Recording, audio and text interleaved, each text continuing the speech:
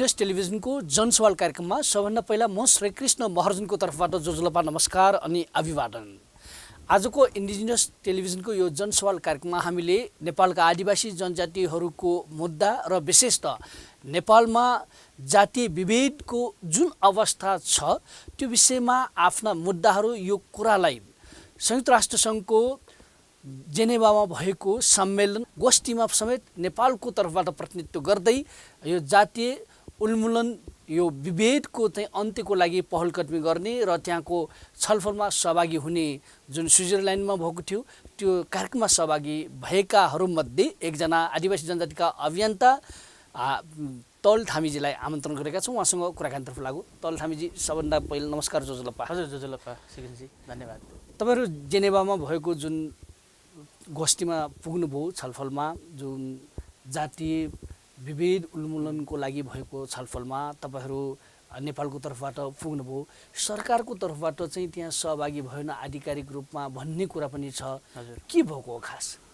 हजुर तपाईँले भने जस्तै यो नेपाल चाहिँ यो अन्तर्राष्ट्रिय महासन्धि छ जातीय विभेद उन्मूलन सम्बन्धी, त्यसको पक्ष राष्ट्र भइसकेपछि यहाँको प्रगतिहरूको बारेमा राज्यले प्रतिवेदन बुझाउनु पर्छ, राज्यले सहभागिता जनाउनु पर्छ। त्यसमा यसपालि 95औं जुन रिभ्यू थियो त्यो कमिटीको, त्यसमा नेपालबाट कोही पनि जानु भएन। तर यहाँको नेपालको प्रतिनिधित्व गर्दै नेपालका राजदूत जो हुनुहुन्छ स्विजरल्यान्डमा, उहाँको नेतृत्वमा चाहिँ सहभागिता रहेको थियो। जुन समीक्षा बैठकमा तपाईँहरू सहभागी हुनुभयो भन्दाखेरि त्यो समीक्षा बैठकमा राजदूत प्रस्तुत भइसकेपछि, त्यहाँ प्रतिनिधित्व भइसकेपछि अन्य मुलुकबाट आएकाहरूले नेपालबाट आधिकारिक रूपमा सरकारको प्रतिनिधि आएन, के भएको भनेर त्यहाँ प्रश्न उठ्यो कि के भयो? हजुर, एकदमै त्यहाँ जुन विज्ञहरू हुनुहुन्छ विभिन्न देशको, नेपाललाई हेर्ने नै अब त्यो ऱ्यापोर्टर हुनुहुन्छ कालिजे, उहाँले पनि धेरै कुराहरू उठाउनु भयो र अन्यहरूको पनि त्यो चाहिँ असन्तुष्टि चाहिँ थियो। त्यही रिभ्यूकै क्रममा पनि प्रश्न चाहिँ उहाँहरूले गर्नुभयो। नेपालले चाहिँ नेपालबाट आएको भए अझ राम्रो हुन्थ्यो। अब नेपालले नेपालबाटै प्रतिनिधित्व नपठाएर यहीँको जुन आवश्यक प्रतिनिधि अथवा राजदूतलाई पठाउनु भनेको चाहिँ यसलाई अलिकति त्यति धेरै महत्त्व नदिएको कि भन्ने चाहिँ उहाँहरूको एकदमै चासो रहेको थियो र त्यो प्रश्न पनि त्यो छलफलको क्रममा पनि उहाँहरूले उठाउनु भएको थियो। यो कुरा चाहिँ जुन चाहिँ बैठकमा तपाईँहरू सहभागी हुनुभयो, त्यहाँ पुग्दाखेरि तपाईँहरूले चाहिँ नेपालमा जातीय विभेद रहेको, हजुर, संविधानदेखि लिएर व्यवहारमा राज्यको तर्फबाट भइरहेको कुरा अवश्य पनि तपाईँहरूले राख्नुभयो होला। तपाईँहरूले राखेको र राज्यको तर्फबाट त्यो त्यहाँ सहभागी भएको जुन चाहिँ राजदूतले राखेकोमा भिन्नता के छ त तपाईँहरूले? भिन्नता त स्पष्टै छ। अब हामीले प्रतिनिधित्व नेपालका आदिवासीहरूको प्रतिनिधित्व गरेर त्यहाँ उपस्थित भएका थियौँ र नेपालमा राज्यले प्रतिवेदन बुझाइसकेपछि आदिवासीको तर्फबाट हामीले पनि छाया प्रतिवेदन, वैकल्पिक प्रतिवेदन जुन भनिन्छ त्यो आदिवासीको तर्फबाट हामीले बुझाएको थियौँ र त्यही वरिपरि रहेर छलफल भएको थियो। अब राज्यले प्रतिवेदन प्रस्तुत गरिराख्दाखेरि चाहिँ सबै कुराहरू राम्रो छ, प्रगति भइराखेको छ, नेपालमा जातीय विभेदहरू कम छ भन्ने हिसाबले प्रस्तुत हुनुभएको थियो भने हामीले यहाँ जुन अवस्था छ त्यो यथार्थ कुरा हामीले त्यहाँ राख्ने कोसिस गऱ्यौँ। उदाहरणको लागि संविधान बन्यो, संविधानमा आदिवासीहरूको सहभागिता भएन, प्रभावकारी सहभागिता भएन। उहाँहरूले जसरी आदिवासीहरूको सहभागिता हुनुपर्ने थियो त्यो भएन। सर्ट आफैले पनि जुन विभेद उन्मूलन सम्बन्धी समिति छ त्यो समिति आफैले पनि 2 चोटि अर्ली वार्निङ लेटर नेपाललाई पठाइसकेको हो, संविधान सभाकै पालामा, पहिलो संविधान सभाकै बेलामा। उहाँहरूले त्यहाँ के भन्नुभएको थियो स्पष्ट भने नेपालका आदिवासीहरूको चाहिँ छुट्टै विषयगत समिति बनाएर संविधान सभाभित्र प्रतिनिधित्व गराउनु। यदि त्यो गराइएन र पछि त्यहाँ विद्रोहको अवस्था, द्वन्द्वको अवस्था आयो भने त्यसको जिम्मेवारी चाहिँ राज्य हुन्छ, त्यस्तो अवस्था आउन सक्छ भनेर पहिले नै सर्ट कमिटीले चाहिँ नेपाल सरकारलाई सचेत गराइसकेको अवस्था थियो र त्यही आधारमा संविधान बन्यो नेपालमा। संविधानका आदिवासीहरूको एउटा त सहभागिता रहेन, अर्को जुन प्रावधानहरू आयो त्यसले आदिवासीहरूको अधिकार चाहिँ कटौती गर्यो। अन्तरिम संविधानभन्दा पनि पछाडि फर्केर गयो अहिलेको 72 को संविधान र धेरै धाराहरू आदिवासीहरूलाई चाहिँ प्रत्यक्ष रूपमा विभेद गर्ने, उनीहरूको अधिकारहरूलाई चाहिँ कटौती गर्ने, कामहरू चाहिँ भएको छ। उदाहरणको लागि हामीले यो दिनदिनै सुन्छौँ समाचारहरू, गाई काटेको अथवा गाईको मासु खाएको उसमा चाहिँ धेरै जेल परेका छन्, पक्राउ परेका छन्। त्यो भनेको संविधानकै डिफेक्ट हो। यहाँ हामी धर्मनिरपेक्ष भनेर हल्ला चाहिँ गरिरहेका छौँ, तर संविधानमा त्यो शब्द भए पनि त्यसलाई त व्याख्या गरिएको छ। धर्मनिरपेक्ष भनेको सनातनदेखि चलिआएको धर्मको संरक्षण गर्ने भनेर जुन व्याख्या गरिएको छ त्यो प्रावधानको अल्टिमेटली अन्ततः त्यो फेरि त्यो भनेको चाहिँ हिन्दू धर्मलाई नै प्रमोट गरेको हो। हामीले प्रज्ञा प्रतिष्ठानको डिक्सनरी हेऱ्यौँ भने त्यसमा त्यो सनातन धर्म भनेको हिन्दू धर्मै हो। त्यसकारण नेपाल अझै पनि हिन्दू धर्म नै छ त्यहाँ शब्द राखे पनि। त्यसकारण त्यस्ता धेरै प्रावधानहरू छन्। सहभागिताको कुराहरूमा, उनीहरूको नेतृत्व विकासको कुराहरूमा, निर्णय प्रक्रियामा अथवा योजना तर्जुमाको प्रक्रियामा उनीहरूको सहभागिता नभएको कुराहरू जुन यथार्थ छ हामीले त्यो राख्यौँ। तर राज्यको तर्फबाट चाहिँ अलिकति बढाइ चढाइ गर्ने तरिकाले चाहिँ उहाँले प्रस्तुत गर्नुभएको थियो। भन्दाखेरि राज्यको तर्फबाट चाहिँ विभेद चाहिँ कम छ, विभेद उन्मूलनतिर चाहिँ हामी गइरहेका छौँ भन्ने ढङ्गको प्रस्तुति भयो। तपाईँको आदिवासी जनजातिहरूले राखेको प्रतिवेदन र चाहिँ राज्यको तर्फबाट राखेको प्रतिवेदन त ठ्याक्कै फरक ध्रुवबाट आएको जस्तो देखियो। एकदम त्यो आदिवासीको मात्रै होइन, अब दलित साथीहरू हुनुहुन्थ्यो, दलित साथीहरूले पनि त्यो कुराहरू राख्नुभयो, किनभने उहाँहरूले पनि विभेद सहनु भएको छ। त्यहाँ मधेसीहरूको कुरा पनि उठ्यो। मधेसीहरूको प्रतिनिधित्व त हुनुहुन्न थियो यताबाट गैर राज्य पक्षबाट, तर त्यहाँ मधेसीहरूको कुरा पनि उठ्यो। जुन खालको विभेदहरू भइरहेको छ विभिन्न नाममा, त्यो त हामीले यथार्थ त राख्ने काम चाहिँ हाम्रो राज्यले अब उहाँहरूको बाध्यता होला आफ्नो, होइन, त्यो आधारमा उहाँहरूले राख्नुभयो, प्रस्तुत गर्नुभयो, सबै कुरो ठिकठाक छ भन्ने हिसाबले। तर यथार्थमा हामीले त दिनदिनै अनुभव गरेका छौँ, समुदायसँग काम गरेका छौँ, हामीले देखेका छौँ प्रत्यक्ष रूपमा। त्यो त विभेदको अवस्था त घटेको छैन नि। तपाईँले चाहिँ विभेदको कुरा चाहिँ गरिरहँदाखेरि एउटा चाहिँ धर्मको कुरा जोड्नुभयो। हजुर, त्यहाँ स्पष्ट राख्नुभयो तपाईँको भनाइअनुसार। त्यो बाहेक चाहिँ अरू विभेद भन्दाखेरि कस्ता विभेदहरू, संवैधानिक रूपमा विभेद, यहाँ कानुनी रूपमा विभेद, व्यवहारमा विभेद, कस्ता कुराहरू तपाईँले लानुभयो त्यहाँ? हामीले त्यहाँ उठाएको विषयवस्तुमा अहिले पछिल्लो समयमा आदिवासीहरूलाई टार्गेट गरेर उनीहरूलाई नै विभेद गर्ने हिसाबले चाहिँ विभिन्न कोणबाट चाहिँ भइरहेछ। उदाहरणको लागि तपाईँ काठमाडौँमा हेर्नुहोस्, काठमाडौँमा सडक विस्तारको नाममा त्यो पनि एउटा विभेदै हो। हामीले तथ्याङ्कलाई हेऱ्यौँ भने 90% भन्दा यहाँको नेवा समुदाय त्यहाँबाट विस्थापित हुने, उहाँहरूको सांस्कृतिक धरोहरहरू, उहाँहरूको धार्मिक स्थलहरू चाहिँ नष्ट हुने अवस्था छ। त्यो भनेको यो नेवा समुदायको पहिचानलाई, उनीहरूको अस्तित्वलाई नै समाप्त पार्ने त्यो प्रपञ्च हो, हामीले भन्नुपर्ने हुन्छ। राज्यले त्यहाँको नेवाहरूसँग परामर्श गरेका छैन, उनीहरूको सहमति लिएको छैन, उनीहरूलाई कुनै जानकारी नै छैन। पुलिस प्रशासन परिचालन गरेका छ, खोकनाकै घटना हेर्नुहोस्, त्यहाँ आर्मी परिचालन गरेका छ। यो भनेको त त्यो समुदायलाई, त्यो समुदाय आदिवासी अथवा नेवा समुदाय भएको कारणले विरोध गरेको हो। यो स्पष्टै छ। काठमाडौँमा बाहिरको मान्छेहरू धेरै छन्, तर जहाँ बाहिरको मान्छेहरूको बसोबास छ त्यहाँ सडकको काहीँ विस्तार पनि भएको छैन, काहीँ नयाँ सडक पनि बनाएको छैन। तर छानी जो पुरानो बसोबासहरू छन्, जहाँ चाहिँ ऐतिहासिक धरोहरहरू छन्, धार्मिक सांस्कृतिक धरोहरहरू छन् नेवा समुदाय, त्यही ठाउँमा मात्रै सडक विस्तार भइरहेको छ। हामीले अधिकांश ठाउँमा काठमाडौँ उपत्यका, काठमाडौँ, भक्तपुर, ललितपुर, त्यो कुराहरूलाई हामीले त्यहाँ उठायौँ र त्यहाँको विज्ञहरूको पनि धेरै नै चासो त्यसमा थियो र उहाँहरूले धेरै प्रश्नहरू नेपालका जुन प्रतिनिधि हुनुहुन्थ्यो उहाँहरूलाई त्यो राख्नु भएको थियो। त्यसै गरी हामीले कैलालीको जुन घटना भयो, जुन दुःखद घटना भयो, त्यो नहुनुपर्ने थियो त्यो घटना भयो, त्यहाँ 7 जनाको ज्यान गयो, त्यो आफैमा दुःखद घटना हो। तर त्यो दुःखद घटना हुँदै पनि त्यहाँ टार्गेट गरी थारूहरूलाई मात्रै दुःख दिने काम भएको छ। उनीहरू विरुद्ध चाहिँ राज्य लागेको स्पष्ट हामी देख्न सक्छौँ। 26 जना थारूहरू अहिले पनि जेलमा छन्। उनीहरूलाई कुनै पनि मुद्दाहरू अहिलेसम्म प्रमाणित भएको छैन। 3 वर्ष भइसक्यो अहिलेसम्म जेलमा छन्। कानुनी प्रक्रियाबाट उहाँहरू अपराधी घोषित भएको छैन।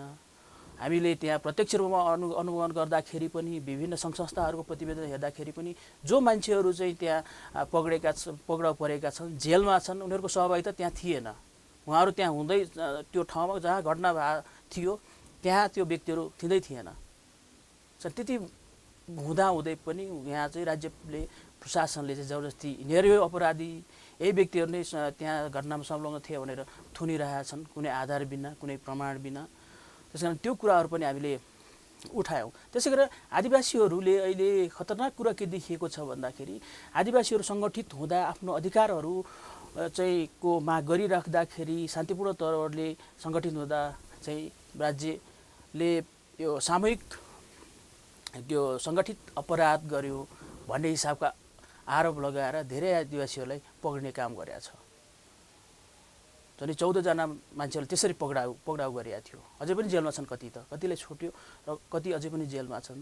त्यसैले राज्यले अझै पनि आदिवासीहरूको सवाललाई, आदिवासीहरूको मुद्दालाई चाहिँ यो विखण्डनकारी जातिवादी नजरले हेरेका छ। त्यो कुराहरू पनि हामीले त्यहाँ उठाएका थियौँ। समग्र रूपमा विभिन्न कोणबाट, विभिन्न तह तब्काबाट जसरी यसले विभेद भइराखेको छ, हामीले हेर्दाखेरि यो जाति विभेद जस्तो देखिँदैन। तर खोतल्दै हेर्ने हो भने त्यो टार्गेट समुदाय आदिवासीहरूलाई नै गरिएको छ। अहिले बनेको जुन संविधान छ, संविधानको हिसाबले भन्दाखेरि तपाईँ कानुनको विद्यार्थी पनि हुनुहुन्छ, अधिवक्ता हुनुहुन्छ। कानुनमा अर्थात् चाहिँ संविधानमा के चिज विभेद छ त? तपाईँको आदिवासी जनजातिलाई विभेद पारिएको भन्दाखेरि तपाईँले के भन्नुहुन्छ? यहाँ हेर्नुहोस्, 50 वटा भन्दा धेरै धाराहरू हाम्रो माओवाद संस्थाले हामीले विश्लेषण गर्दाखेरि 50 भन्दा बढी धाराहरू चाहिँ विभेदकारी धाराहरू छन्। त्यसमा पनि 5 वटा धाराहरू चाहिँ क्षेत्रीय बाहुन जुन समुदाय छन्, खसारी समुदाय, उनीहरूलाई चाहिँ एउटा जातीय सुप्रिमेसी, जाति सर्वोच्चता कायम गर्ने हिसाबले चाहिँ 5 वटा धारा कुन धारा भन्नुहोस् त? उदाहरणको लागि तपाईँ अब यो 26 हेर्नुहोस्, त्यहाँ धारा 26मा चाहिँ समावेशीकरणको कुरा गरेका छ, विभिन्न समुदायहरूको नाम दिएको छ, तर खसारीलाई पनि त्यहाँ पनि हालेको छ। फेरि संविधानमा अर्को कुरा के छ, विभिन्न ठाउँमा आदिवासी भन्ने शब्द छ, आदिवासी जनजाति भन्ने शब्द छ, मधेसी दलित भन्ने शब्द छ। कहीँ पनि यो समुदाय चाहिँ मधेसी हो, यो समुदाय आदिवासी हो भनेर कहीँ पनि लेखेको छैन। तर खसारी भनेको चाहिँ 5 वटा समुदाय यो हो भनेर त्यही नै व्याख्या गरेको छ। त्यो नै सबभन्दा चाहिँ विभेद त्यहीँबाट सुरु भयो। त्यो शब्द अब आर्य भन्ने शब्द एकदमै पछिल्लो समयमा चाहिँ यो हिटलरले जसरी चाहिँ आर्यहरूको सुप्रिमेसीको कुरा गर्यो, सर्वोच्चताको कुरा गर्यो, नेपालमा चाहिँ त्यही कुराहरू यहाँ लागू भइरहेको छ। राज्यमा जो सञ्चालकहरू छन्, राज्य प्रशासनमा, निर्णय तहमा, उहाँहरूले त्यसरी चाहिँ गरिराख्नु भएको छ।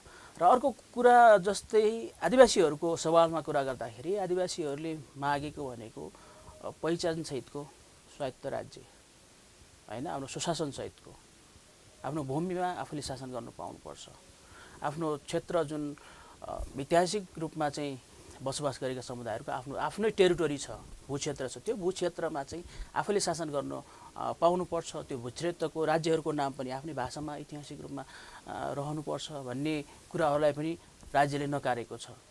संविधानमा विशेष संरक्षित क्षेत्रहरू बनाउने भन्ने त प्रावधान छ, तर त्यो कहीँ पनि बनाइएन, अहिलेसम्म कहीँ पनि बनाएको छैन। 7 वटा प्रान्त बन्दाखेरि पनि आदिवासीहरूको त्यसमा असहमति थियो। 10 वटा अथवा 14 वटा बन्नुपर्छ भन्ने कुराहरूमा अडिग आदिवासीहरू थिए। जुन पहिलो संविधान सभामा चाहिँ विज्ञहरूको जुन उच्च स्तरीय समिति, त्यहीँकै नै पहिलो थिमेटिक कमिटी, विषयगत समितिले ल्याएको 14 वटा, विज्ञहरूले ल्याएको 10 वटा, त्यो कुराहरूमा आदिवासीहरूको धेरै हदसम्म सहमति थियो। तर पछिल्लो दोस्रो संविधान सभामा आइसकेपछि त्यो कुनै पनि कुराहरूलाई अङ्गीकार गरिएन। पहिलो संविधान सभाको कुनै पनि कुराहरू स्वामित्व लिइएन र नयाँ ढङ्गले चाहिँ आदिवासीहरूको सबै मुद्दाहरूलाई चाहिँ नकार्दै संविधान ल्याइयो। चाहिँ धेरै कुराहरू चाहिँ विभेदकारी छन्। अब संविधानको पक्षमा बोल्नेहरूले संविधान आयो, संहिता आयो, लोकतन्त्र आयो, गणतन्त्र संस्थागत भयो भन्छन्, तर त्यसले चाहिँ फेरि दिगो रूपमा हुन्छ हुँदैन भन्ने कुराहरू चाहिँ एकदमै प्रश्नै छ अझै पनि। यो कुराहरू पनि तपाईँहरूले चाहिँ त्यो संयुक्त राष्ट्रसङ्घको जुन जेनेभामा भएको समीक्षा बैठकमा राख्नुपर्छ? हजुर, यो कुराहरू पनि हामीले राख्यौँ। हामीले राख्ने भन्दाखेरि पनि उहाँहरूलाई धेरै कुराहरू थाहा छ अलरेडी नै। राज्यले जति नै अब प्रतिवेदनमा राम्रो कुराहरू लेखेको भए पनि त्यहाँको जुन विज्ञहरू छन् उहाँहरूलाई नेपालको बारेमा धेरै कुराहरू थाहा छ। उहाँहरूले नै यो कुराहरू चाहिँ गर्नुभयो। नेपालमा अझै पनि असमावेशी अवस्था छ। तपाईँलाई एउटै उदाहरण दिउँ, त्यहाँ विज्ञहरूले हाम्रो प्रतिनिधि मण्डल 7 जनाको हुनुहुन्थ्यो, सबैजना बाहुन हुनुहुन्थ्यो र उहाँहरूले त्यहाँ प्रश्न गर्नुभयो तपाईँहरूको प्रतिनिधि मण्डलमा कतिजना चाहिँ अल्पसङ्ख्यक छन्, कतिजना आदिवासी छन्, महिलाहरू 1 जना कि 2 जना हुनुहुन्थ्यो, त्यो महिलाहरूमा चाहिँ आदिवासी महिलाहरू कति को हुन् हैन, अल्पसङ्ख्यकको महिलाहरू कति छन्, को हुन् भन्ने कुराहरूसम्म उहाँहरूले सोध्नु भएको थियो। भन्दाखेरि नेपालबाट गएको टोलीलाई हजुर त्यहाँ त्यो असमावेश देखिन्छ कि हामीले। अनि उहाँहरूले के भन्नुभयो त त्यो बेलामा त? त्यसमा उहाँहरूले खासै प्रतिक्रिया दिनु भएन, हामी त्योतर्फ अगाडि बढ्दैछौँ समावेशीको कुरामा भन्ने कुराहरू चाहिँ भयो। त्यही देखिन्छ एउटा उदाहरण, एउटा कुनै पनि हाम्रो नेपालको प्रतिनिधित्व गरेर अरू देशमा जुन राजदूतावास छन्, कूटनीतिक निकायहरू छन्, त्यसमा हेऱ्यो भने सबै एउटै समुदायको छन्। नेपालमै पनि निर्णय गर्ने प्रक्रियामा, निर्णय गर्ने स्थानहरूमा, प्रशासनमा, प्रहरीमा, आर्मीमा, जहाँ पनि जाउँ एउटै समुदायको छ। त्यसरी हेर्दाखेरि चाहिँ नेपाल चाहिँ एउटै मात्रै जाति छ यहाँ भन्ने जस्तो देखिन्छ, तर त्यो जुन जातिको नेतृत्व छ अथवा उहाँहरूको सहभागिता छ जसमा 30% पनि छैन। 30% दुईटै समुदायलाई मान्यो भने 30% जनसङ्ख्या छ, तर 90% भन्दा माथि चाहिँ उहाँहरूको वर्चस्व छ। त्यो कुराहरू चाहिँ त्यहाँ एकदम कडा रूपमा नै उहाँले उठाउनु भएको थियो, उहाँले चासो देखाउनु भएको थियो। तपाईँ अहिले हेर्दै हुनुहुन्छ इन्डिजिनियस टेलिभिजनको जनसवाल कार्यक्रम। जनसवाल कार्यक्रममा हामीले स्विजरल्यान्डको जेनेभामा भएको जुन जातीय उन्मूलन सम्बन्धी जुन विभेद छ त्यो विभेद सम्बन्धी समीक्षा बैठक नेपालको तर्फबाट आधिकारिक रूपमा जानुपर्नेमा जुन दूतावासको तर्फबाट पुगेको र आदिवासी जनजातिहरूले र दलितहरूले लगायतले पनि आफ्नै स्वतन्त्र ढङ्गबाट पनि त्यहाँ सहभागिता भएको र नेपालको तर्फबाट राज्यको तर्फबाट गएका र आदिवासी जनजातिको दलितको तर्फबाट गएकाहरूको प्रतिवेदन त्यहाँ समीक्षा गर्दाखेरि फरक देखिरहेको र त्यहाँ भएका कुराहरूको विषयमा हामी कुराकानी गर्दैछौँ। अब भने छोटो विश्रामपछि पुनः पनि उहाँहरूसँग भएका त्यहाँ छलफल र उहाँ उठेका कुराहरू र विषयमा केन्द्रित भएर कुराकानी गर्नेछौँ।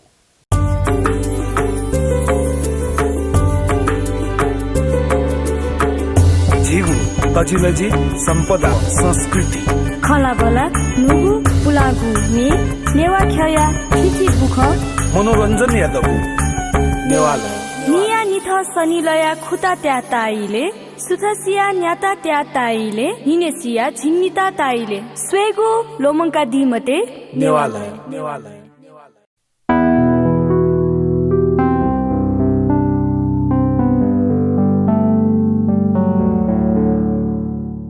फेरि पनि तपाईलाई स्वागत छ इन्डिजिनियस टेलिभिजनको यो जनसवाल कार्यक्रममा। हामी आज कुराकानी गर्दैछौँ संयुक्त राष्ट्र सङ्घको जुन जातीय उन्मूलन सम्बन्धी जुन विभेद भइरहेको छ त्यो विभेदको अन्त्यको लागि भएको समीक्षा बैठक र विभिन्न राष्ट्रको तर्फबाट प्रस्तुत भएको प्रतिवेदनको विषयमा छलफलको भएको बैठकमा सहभागी भएकाहरूमध्ये एकजना टलठामीजीलाई आमन्त्रण गरेका छौँ। उहाँसँग फेरि पनि कुराकानीतर्फ लाग्नेछौँ। उहाँ आदिवासी जनजातिका अभियन्ता र अधिवक्ता समेत हुनुहुन्छ।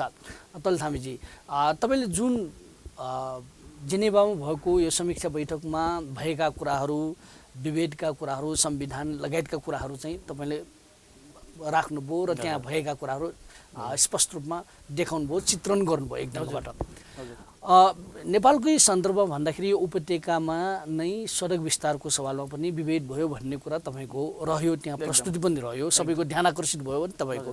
तर नेपाल सरकार यहाँका मान्छेहरूले के भनिरहेका छन् भने व्यक्तिले अनुमति दिइसकेपछि, मुआवजा लिइसकेपछि, व्यक्तिको असहमति नभइसकेपछि त्यो त लिन पाउनु पर्यो नि। त्यो त राज्यले विकासको लागि त अगाडि बनाउँदाखेरि अलिअलि अप्ठ्यारो भए तापनि विकास सबैको साझा हुनु पर्यो नि भन्ने तर्क सँगसँगै काठमाडौँ उपत्यकामा त कुनै पनि आदिवासी छैन भनेर पनि सम्मको कुरा चाहिँ ल्याएको छ। यसलाई तपाईँहरूले कसरी लिनुभयो त? होइन, त्यो चाहिँ तर्क होइन, कुतर्क हो। हेर्नुहोस्, पहिलो कुरा त सबैले त्यो सहमति जनाएको भए, सबैले मुआवजा लिएको भए आन्दोलन नै उठ्दैन थियो, सवालै उठ्दैन थियो। र अर्को कुरा चाहिँ हामीले आदिवासीको कुरा गर्दाखेरि नेपालले आइएलओ महासन्धि 109 संयुक्त राष्ट्र सङ्घको आदिवासी सम्बन्धी घोषणापत्र छ, त्यसमा हस्ताक्षर गरिसकेपछि आदिवासीको क्षेत्रमा विकास गर्दाखेरि उनीहरूको सहभागिता त्यहाँ आउनुपर्छ। उनीहरूसँग अग्रिम जानकारी दिनुपर्छ, उनीहरूलाई सुसूचित गर्नुपर्छ र उनीहरूको सहमति लिएर मात्रै विकास गर्न पाउँछ आदिवासीहरूको क्षेत्रमा। यो कुराहरू राज्यले गरेका छैन। र अर्को कुरा विकासको जुन मोडल ल्याएको छ त्यो विकासभन्दा पनि विनाश बढी गर्ने मोडल चाहिँ यहाँ नेपालमा अहिले भित्रिएको छ। त्यो कसरी भने विकास भनेको जनताको लागि हो, जनताको जीवन स्तर उकास्नको लागि हो, जनताको जीवनलाई चाहिँ अझ सहज बनाउनको लागि हो, जनताको सुविधाको लागि हो नि त विकास भनेको त। तर यहाँ चाहिँ के भयो भन्दाखेरि जो केही सीमित मान्छेहरूको सुविधाको लागि जो हुने खाने छन्, जो आर्थिक रूपमा सम्पन्न छन्, तिनीहरूको गाडी चलाउनको लागि चाहिँ यहाँ वर्षौँदेखि पुस्तौँ पुस्तादेखि बसिआएका नेताहरूको घर भत्काएर अनि त्यहाँ गाडी चलाउने विकासको मोडलै त्यो खराब भयो। त्यसको विकल्पहरू धेरै छन्। जुन सडक विस्तारबाट पीडित सङ्घर्ष समिति विभिन्न ठाउँमा छ, उहाँहरूले विकल्प पनि दिनुभएको छ। तर त्यतातिर कहिले पनि राज्यले उनीहरूसँग छलफल गर्ने, उनीहरूसँग वार्ता गर्ने, समस्याको समाधान गर्नेतर्फ चाहिँ गएको देखिँदैन। त्यस कारण यो हामीले विकासको तर्क गरिराख्दाखेरि त्यो पक्षबाट पनि हामीले बुझ्नुपर्छ। र सडक चौडा हुँदैमा, सडक लम्बाइ बढ्दैमा, अब कङ्क्रिटको घर बढ्दैमा, होइन, बिजुलीको तारहरू टाँगिँदैमा विकास हुँदैन। त्यो विकासबाट समुदायले, जनताले कति लाभ लिएका छन्, जनताको जीवनस्तर कति सुध्रिएको छ, त्यो महत्त्वपूर्ण कुरा हो। तर यहाँ चाहिँ विकासको नाममा जुन भइरहेको छ त्यसले चाहिँ उनीहरूको सर्वस्व नै सखा पार्ने काम भएको छ। उनीहरूको इतिहास सकिँदैछ, उनीहरूको पहिचान सकिँदैछ, उनीहरूको धार्मिक सांस्कृतिक स्थलहरू सकिँदैछ, उनीहरूको घाँस कपास नै सकिँदैछ। त्यसकारण यसले सबैले सहमति गर्यो, समुदायको सहमति छ, मुआवजा लियो भन्ने कुरा नै गलत हो। र अर्को कुरा चाहिँ जुन पुरातात्विक अथवा सांस्कृतिक क्षेत्रहरूको संरक्षण गर्नुपर्ने दायित्व राज्यको हुन्छ, त्यो पनि गरेन भन्ने कुरा गरिएन। तर आदिवासी जनजाति भनेर चाहिँ उपत्यकामा छैन भन्नुको अर्थ के हो त? अब यहाँ चाहिँ जुन राज्यमा बसेका छन् उहाँहरू चाहिँ यो कुराहरू चाहिँ सहमत उहाँहरूलाई हुन गाह्रो छ। किन होला त? तपाईँको अब राज्यले नै तपाईँको नेवार समुदायलाई आदिवासी जनजाति भनेर सूचीकृत गरेको छ। आदिवासी जनजातिको जन्मथलो यहीँ भनिन्छ। तर यहाँ पनि यहीँ न आदिवासी जनजाति कोही छैन भनेर चाहिँ आधिकारिक मान्छेले बोल्छ। के भन्न खोजेको होला यो? होइन, जुन मान्छेले को कुरा हामी अहिले गर्दैछौँ उसँग त्यो बोल्ने कुनै त्यो धरातल छैन, होइन। त्यो व्यक्तिले बोलेर हुनेवाला केही होइन, एउटा कुरा। र अर्को कुरा चाहिँ यो मानसिकता नि हाम्रो जुन हाम्रो राज्य सत्तामा छन्, निर्णय गर्ने ठाउँमा छन्, उनीहरूको मानसिकता नै अलि पूर्वाग्रही ढङ्ग छ के आग्रह पूर्वाग्रह छ। र अरू समुदायहरू जो वर्षौँदेखि उत्पीडन छन् उनीहरू माथि आउँदै नहुन् भन्ने नै त्यो हो अल्टिमेटली चाहिँ। यहाँका आदिवासीहरूलाई आदिवासीहरूको त्यो पहिचानै नदिने। यदि उनीहरूलाई पहिचान दियो भने उनी सङ्गठित हुन्छन्, आफ्नो अधिकारको कुराहरू अगाडि ल्याउँछन्। विभिन्न राष्ट्रिय अन्तर्राष्ट्रिय दस्तावेजहरू छन् मानव अधिकारको, आदिवासीहरूको अधिकार सम्बन्धी, त्यसको आधारमा उनीहरूले चाहिँ अधिकार लिन्छन्। उनीहरू पनि सक्षम हुन्छन्, नेतृत्वमा आउँछन् भन्ने त्यो डर भएर नै एउटा तबकाका व्यक्तिहरू चाहिँ हामी सबै आदिवासी हो, यहाँ नेपालमा जति छ सबै आदिवासी हो भन्ने खालको चाहिँ त्यसरी तर्क गर्छन्। तर हामीले त्यसको आदिवासीहरूको परिभाषा, आदिवासीहरूको जुन क्यारेक्टरिस्टिक्स हेर्ने हो भने त नेवारहरू आदिवासी हो। हामी नेपालले 59 आदिवासीहरू छन्। ILO 169 को जुन परिभाषा हेऱ्यौँ भने पनि त्यो त स्वतः नेवारहरू आदिवासी हो। आफ्नै भाषा छ, आफ्नै संस्कृति छ, आफ्नो इतिहास छ, आफ्नो परम्परा छ, आफ्नै भूमि छ। महत्त्वपूर्ण कुरा। अरू समुदाय जसले चाहिँ हामी पनि आदिवासी हौँ भनिरहेछन् उनीहरूको भूमि कहाँ हो त? भूमि त देखाउन सक्दैन नि त्यो समुदायहरूले। उनीहरूको स्पष्ट इतिहासमा लेखिएको छ काशीबाट नेपाल पसेको, भारतबाट, अहिलेको भारतबाट, हिन्दुस्तानबाट मुसलमानहरूको सँग लड्न नसकेर मुसलमानहरूबाट भागेर नेपाल पसेको भन्ने त्यो इतिहास त स्पष्टै छ नि त। तर नेवारहरू कहाँबाट भागेर आए त? होइन, यहाँको आदिवासीहरू कहाँबाट आए त? उनीहरूको त्यहाँ त्यो भूमिसँग, त्यहाँको प्राकृतिक स्रोतसँग, प्रकृतिसँग त उनीहरूको अन्यासी सम्बन्ध छ। त्यो कसैले काट्नै सक्दैन। यदि जो समुदायहरूले अहिले हामी पनि आदिवासी भनिरहेका छौँ त्यो खोज्दै जाने भने त काशी पुग्नु पर्यो, होइन? त्यसकारण भन्दाखेरि त्यो भनेको चाहिँ गलत कुरा हो त्यो तपाईँको बुझाइमा। एउटा कुरा छ नि, पछिल्लो समयमा समावेशिताको सवाललाई लिएर खस आर्यलाई समावेशितामा राखियो, यो सुधार्नुपर्छ भन्ने ढङ्गको युरोपियन युनियनको कुरा आउनु, त्यसलाई चाहिँ राज्यको तर्फबाट, प्रधानमन्त्रीको तर्फबाट अस्वीकार गर्नु, अनि पछिल्लो समयमा फेरि एउटा अर्को चर्चा आयो त यो संविधान बनाउँदाखेरि चाहिँ मान्छे मारेर संविधान बनायो भन्ने कुरा यो गलत हो, यो चाहिँ विखण्डनबाट जोगाउनुको लागि बनाइएको भन्ने कुराहरू पनि सरकारको तर्फबाट प्रधानमन्त्रीको तर्फबाट लगायतको कुराबाट आइरहेको छ। के हो तपाईँहरू यताउता जानु, अन्तर्राष्ट्रिय जगतमा लबिङ गर्नु, यता बाहिर यो कुरा आउनु, सरकारको तर्फबाट चाहिँ बोल्नु भन्दाखेरि उता तपाईँहरूले लबिङ गरेको रियाक्सन हिसाबले नै यो कुरा आइरहेको हो कि के हो त यो? होइन, यो त हामीले सबैले लामो समयदेखि यो कुरा गरेकै हो। पहिलो कुरा संविधान बन्ने पछि नै हेर्नुहोस् कतिजना मधेसी मरे, 50-60 जना मधेसीहरूले ज्यान दिए, विभिन्न ठाउँमा आन्दोलन भयो, थरुहट क्षेत्रमा आन्दोलन भयो, धेरै क्षति भयो धनजनको। होइन, यो त मान्छे मारेर नै एउटा समुदायलाई दबाएरै बनायो हो नि त। त्यो त हामीले स्पष्टै छ कि त्यसमा हामीले चाहिँ झुटो बोलिराख्नुपर्ने, हामीले चाहिँ अब यसलाई टाकछुप गर्नुपर्ने कारण नै छैन। त मधेसमा हेर्नुहोस् न 50-60 जना मान्छे मऱ्यो, त्यो विद्रोह त्यसको विरोध गर्दाखेरि मरेको हो नि त। त्यो पनि फेरि कसरी मारिएको छ, छाती टाउकोमा ताकी गोली हानेर मारिएको छ भनेपछि त्यसलाई चाहिँ हामीले चाहिँ विभिन्न कुराहरू गरेर ढाकछोप गर्ने, त्यसलाई विषयलाई अन्तर गर्ने, अन्तै मोड्ने त्यो जरुरत छैन। स्पष्ट छ, ऐना जस्तै छर्लङ्ग छ त्यसमा, कुनै हामीले झुटो बोली राख्नै पर्दैन। होइन, मधेसीहरूले आवाज उठाउँदाखेरि, थारूहरूले आवाज उठाउँदाखेरि, आन्दोलन गर्दाखेरि हेर्नुहोस् अहिलेसम्म 26 जना थारूहरू बिना कारण जेलमा छन्। त्यत्रो घटना भयो, लाखौँ थारूहरू सडकमा उत्रे, मधेस जल्यो महिनौसम्म। तर यो चाहिँ यो वास्तविकतालाई, देशको यथार्थलाई, यो वास्तविकतालाई चाहिँ ढाकछोप गर्नको लागि यो विभिन्न तिग्रम, विभिन्न बहानाबाजी गर्ने चाहिँ यो राज्यमा जो व्यक्तिहरू छन्, जसले निर्णय गर्ने ठाउँमा छन्, उनीहरूको यो चाहिँ गलत प्रचार मात्रै हो। त्यसमा यथार्थ छैन। यो कुरा चाहिँ अन्तर्राष्ट्रिय जगतले राम्रै बुझेको छ, उनीहरूले स्पष्ट बुझेको छ। तपाईँले इयुको कुरा गर्नुभयो, इयुले भनेको कुरा हामीले धेरै अगाडिदेखि भन्दै आएका छौँ। संसारमा जो समुदाय चाहिँ राज्य सत्ता कब्जा गरेर बसेको छ, त्यो समुदायलाई आरक्षण कहीँ पनि दिइँदैन, कोटा कहीँ पनि व्यवस्था हुँदैन। नेपालमा चाहिँ त्यस्तो देश हो जहाँ राज्यको हरेक निकायमा एउटै जाति समुदायको कब्जा छ वर्षौँदेखि। त्यो कब्जा पनि फेरि यहाँ अहिले तर्क गरे जस्तो क्षमता भएर, दक्षता भएर भनेर अब टुप्पी कसेर पढेर जुन खालको तर्क आउँछ नि, त्यो होइन। अरू समुदायलाई नीति नियम कानुन बनाएर दबाएर, उनीहरूलाई विभेद गरेर, उनीहरूलाई कहिल्यै उठ्न नसक्ने तरिकाले चाहिँ दबाएर अनि त्यो कब्जा गरेको हामीले त्यो बुझ्नुपर्ने कुराहरू चाहिँ। अरू समुदाय चाहिँ अहिले यहाँ आरोप लाउने चाहिँ आदिवासी जनजातिहरू पढ्दैनन्, मेहनत गर्दैनन्, दुःख गर्दैनन्, जाँड सिकान्छन् भने त्यो चाहिँ राज्यले बनाएको हो क्या। किनभने हिजो त आदिवासीहरूले राज्य सञ्चालन गरेको थियो नि त। तपाईँले किराँत कालको इतिहास हेर्ने हो भने अहिलेसम्ममा एकदम राम्रोसँग राज्य सञ्चालन भएको इतिहासको रूपमा, त्यो अवधिको रूपमा त किराँत इतिहासलाई देख्छौँ नि त हामीले। अहिले हामी त्यही पढ्छौँ युनिभर्सिटीमा, कलेजहरूमा।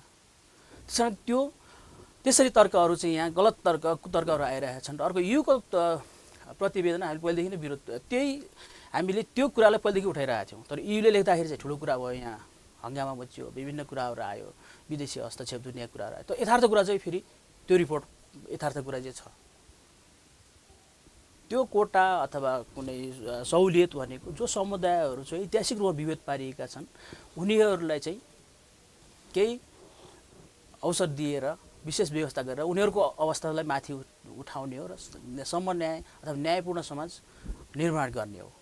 तर यहाँ चाहिँ क्षेत्री बाहुनलाई नै फेरि पनि कोटामा पनि 30% छुट्याएर अगाडि लानु खोजेको भन्ने तपाईँ छोटोमा अन्तमा एउटा बताइदिनुहोस् न। अब चाहिँ जुन तपाईँहरू चाहिँ जेनेभामा जानुभयो, समीक्षा बैठकमा पुग्नुभयो र त्यहाँ कुरा राखिसकेपछि अब नेपाल सरकारलाई हेर्ने, नेपाललाई आर्थिक रूपमा सहयोग गर्ने दातृ निकायहरू यिनीहरूले कस्तो भूमिका खेल्ला छोटोमा? होइन, अब त्यसको रिभ्यू भइसकेपछि उहाँहरूले सिफारिस गर्छ, जुन कमिटीले जाति विभेद उन्मूलन सम्बन्धी जुन समिति छ विज्ञहरूको, 18 जना विज्ञ त्यहाँ रहनुहुन्छ, उहाँहरूले सिफारिस गर्नुहुन्छ। त्यो प्रतिवेदनकै आधारमा, छलफलकै आधारमा कस्तो सिफारिस आउँछ त्यो हेर्न बाँकी छ र नेपाल राज्यले चाहिँ त्यो सिफारिसहरू कार्यान्वयन गर्नुपर्ने हुन्छ। र अर्को कुरा सहयोगको कुरामा चाहिँ नेपालमा जति पनि सहयोग आइरहेका छन् त्यो सहयोग सही ठाउँमा प्रयोग भएको छैन। त विकासको नाममा, मानवाधिकारको नाममा, होइन, समानताको नाममा, न्यायको नाममा जति पनि स्रोतहरू आइरहेका छन् त्यो एउटा समुदायको मात्रै कब्जामा छ अझै पनि। यदि त्यस्तै भइरह्यो भने एउटा समुदायमाथि चाहिँ त्यस्तो स्रोतहरू प्रयोग हुने अवस्था छ भने अन्तर्राष्ट्रिय समुदायले पनि पक्कै पनि सोध्छन्। यो अस्तिको हामीहरूको छलफलमा पनि त्यो कुराहरू चाहिँ आयो। आदिवासीहरूको लागि अन्तर्राष्ट्रिय निकायको सहयोग कति जान्छ त भन्ने कुराहरू आयो। छैन आदिवासीहरूको लागि। थोरै दियो भने यहाँ ठुलो कुरा गरिन्छ भन्दाखेरि यो सवालमा पनि ध्यान राख्ने छन् अब राख्छन् एकदमै। मानवाधिकार अन्तर्राष्ट्रिय समुदायको मुख्य लक्ष्य भनेको मानवाधिकारको सम्मान गर्ने, संरक्षण गर्ने हो। त्यो मानवाधिकार विरोधी कामहरू भन्छ भने त पक्कै पनि सोध्छन् सहयोगमा। तल थामीजी तपाईँ आइदिनु भयो, यति धेरै कुरा राखिदिनु भयो, यसको लागि धन्यवाद। फेरि नम्बर हजुर नमस्कार। धेरै धन्यवाद जोजोलपा।